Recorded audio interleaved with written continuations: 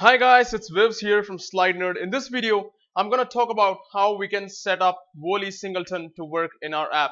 Now previously we talked about what is the Volley library and how it works. In this video, let's get the singleton running. First, read this question: why RequestQueue for Volley must be singleton? And here the answer is given as Volley is designed to queue all your requests. It wouldn't make sense to have more than one queue, and therefore Volley is a singleton. Now this simply means that across all our activities and fragments, if we want to use Volley library, we need to create a singleton class that supports the RequestQueue and ImageLoader. So let's begin by doing that.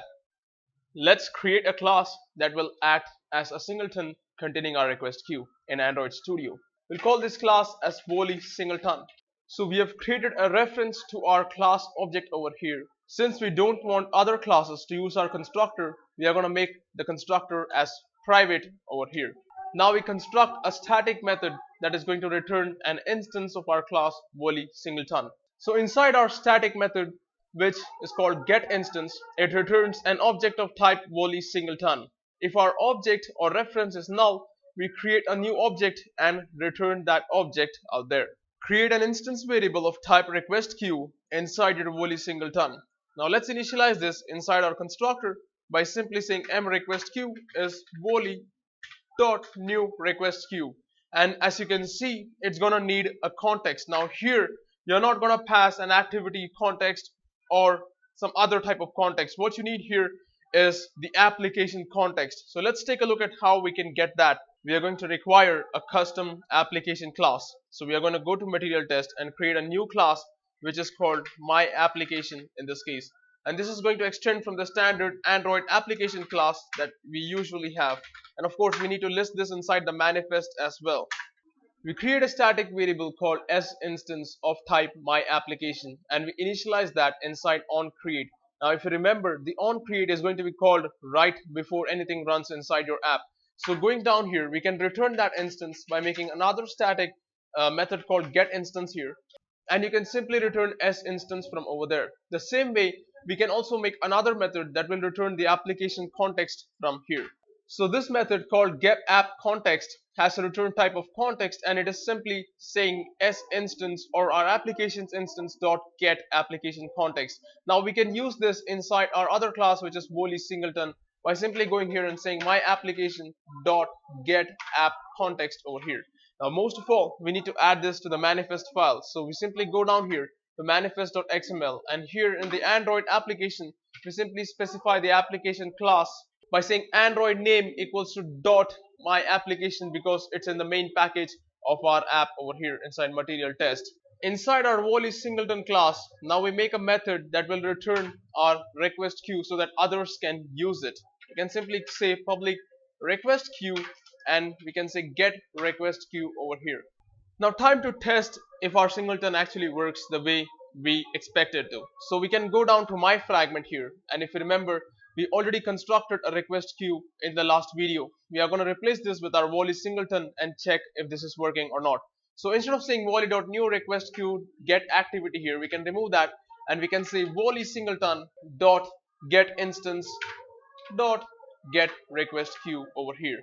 And if this still works, that means our singleton is working. Let's test it. So there's our main activity in both cases in which we are going to run this. So there's our pre-lollipop and lollipop, and as you just saw, the request is running, which means our singleton Volley is functioning properly. Now what we need to do is make a strategy for storing images or caching images in our app as well. So let's get to that. We first take a look at the documentation for the class ImageLoader. It says helper that handles loading and caching images from remote URLs. The simple way to use this class is to call get, pass a string, and an image listener object here. Also it says notice all the function calls to this class must be made from the main thread, and all the responses will be delivered on the main thread as well. Further, if you take a look at some of the nested classes that are out here, one of them is ImageLoader.ImageCache. The other one is ImageLoader.ImageListener. Now let's take a look at what this image listener basically does. As you can see, it says interface for response handlers on image request. The call flow is this. 1. Upon being attached to a request, the on response will be invoked to reflect any cached data that was already available. If the data was available, then the response.getBitmap will be non-null. After network response returns, only one of the following things will happen. Either the on response is called or the on error response is called here. In other words, it simply means that first the cache dispatcher is going to be triggered to check if the image is present in the cache or not, and if the image is already present in the cache, then you have the response.getBitmap, which will be not null. Otherwise, if you see the on response method here and there's the on error response, that's going to be triggered. One of them will be triggered depending on whether there was an error while fetching the image from the network or not. So if you go back to our image loader class, you will notice that in our constructor, it is going to ask you two things. One is a request queue, the other is an object or an instance of image cache. Now let's take a look at what this image cache is again. Simple cache adapter interface. If provided to the image loader, it will be used as an L1 cache before dispatch to Volley. In other words, whatever object you provide here is supposed to be an implementation of some form of cache that will be used by Volley as an L1 cache, as they say over here. They say implementations must not block. Implementation with an LRU cache is recommended. And as you see, it has two methods. There's a get bitmap and there's a put bitmap, in which we are going to store the bitmap inside your cache. Now let's take a look at how we can implement this. Now we have used an instance of image loader which will be used throughout our app. We simply go inside the constructor and initialize that by simply saying image loader equals to new image loader here. It's going to need two arguments. If you remember, one is the request queue, which we have already initialized at the top. The second thing it's going to need is an implementation of image cache interface. So we can simply make our own implementation here by saying new image cache, and we have to manage our caching mechanism over here. We need some object that is going to work as our cache, and the best representative for that is LRUCache class in Android package. So here if you see, it says a cache that holds strong references to a limited number of values. Each time a value is accessed, it is moved to the head of a queue, and when the cache is full, what happens is basically the value at the end of the queue is removed and may become eligible for garbage collection. Now again, they've talked about how they have given a size to it. As you see, the LRU cache object requires a size here, and in this case they have given a size of 4 MB. But assigning size is a very tricky business, and there are several ways to do this. In fact, there is a nice debate going on in Stack Overflow on how you can initialize or how you should size the LRU cache. We have created a variable of LRUCache within our anonymous class image cache over here. Now inside that we need to specify a size. Now the way we are going to do that is something like this. We are going to use the Java's max memory constraint to figure out how much size should be given.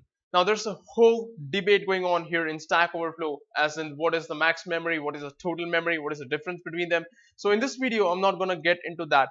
But to give you a rough idea, max memory is the total amount of memory that you can ever take from the JVM, while total memory is the currently allocated memory for your process.